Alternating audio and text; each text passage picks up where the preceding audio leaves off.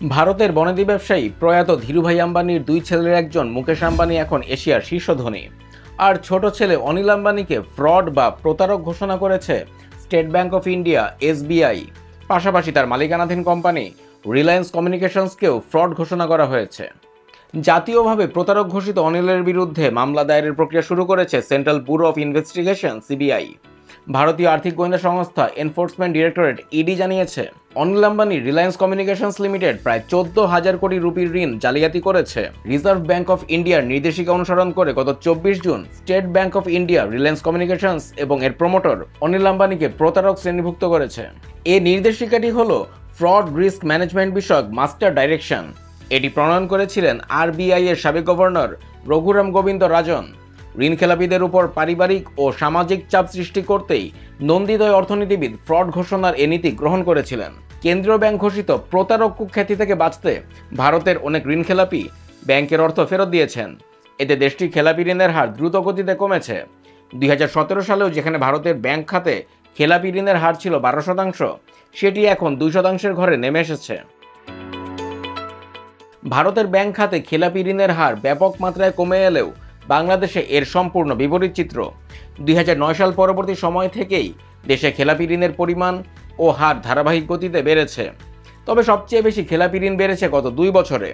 বাংলাদেশ ব্যাংকের তথ্য বলছে, চলতি বছরের জুন শেষে দেশের ব্যাংক খাতে এর পরিমাণ দাঁড়িয়েছে 5,31,000 কোটি টাকায়। ব্যাংকগুলোর বিতরণকৃত ঋণের 27%-এরও বেশি এখন খেলাপির খাতায় উঠেছে। অথচ 2009 সালেও ব্যাংক খাতে খেলাপি ঋণ ছিল মাত্র 22,482 কোটি টাকা। ব্যাংক নির্বাহী ও এ খাতের বিশেষজ্ঞরা বলছেন, এখন আরবিআই এর আদলে বাংলাদেশেও ইচ্ছাকৃত ঋণখেলাপিদের উপর সামাজিক চাপ সৃষ্টি করতে ফ্রড ঘোষণার নীতি চর্চা শুরু করা দরকার বলে মনে করছেন তারা। লেখক ও ব্যাংকার ফারুক মঈনুদ্দিনের ভাষ্য, ভারতের ব্যাংক খাত থেকে আমরা অনেক কিছুই নিয়েছি, কিন্তু কোনো কিছুই ঠিকমতো বাস্তবায়ন করিনি। বিগত সরকার বড় বড় ঋণখেলাপিদের ধরতে চায়নি, কারণ বড় ঋণখেলাপিরা সরকারের লোক ছিল। আইএমএফ এর চাপে পড়ে কিছু লোক দেখানো সংস্থার কার্যক্রম নিয়েছিল, কিন্তু সেগুলোর কোনোটি বাস্তবায়ন করেনি। এ কারণে ব্যাংক খাত এতটা বিপর্যয়ের মধ্যে পড়েছে। এখন ব্যাংক খাতকে আমূল সংস্কার করার সময় চলছে। চিহ্নিত লুটেরা ও ঋণখেলাপিদের বিরুদ্ধে দৃষ্টান্তমূলক ব্যবস্থা নেওয়া হলে তবেই ব্যাংক খাত ঘুরে দাঁড়াতে পারবে। 2009 সাল পরবর্তী 1.5 দশকে দেশের সরকারি বেসরকারি বেশিরভাগ ব্যাংকে নজিরবিহীন লুণ্ঠন হয়েছে। ঋণের নামে এসব ব্যাংক থেকে হাজার হাজার কোটি টাকা বের করে নেওয়া হয়েছে। এখন যার কোনো হদিস পাওয়া যাচ্ছে না। তুমুল সমালোচনার মুখে ব্যাংক থেকে ঋণ নিয়ে আত্মসাৎকারীদের বিরুদ্ধে ব্যবস্থা নিতে 2023 সালে ব্যাংক কোম্পানি আইনে সংশোধনী আনে শেখ হাসিনা সরকার। এতে ইচ্ছাকৃত খেলাপি চিহ্নিত করা ও তাদের বিরুদ্ধে ব্যবস্থা নেওয়ার বিধান যুক্ত করা হয়।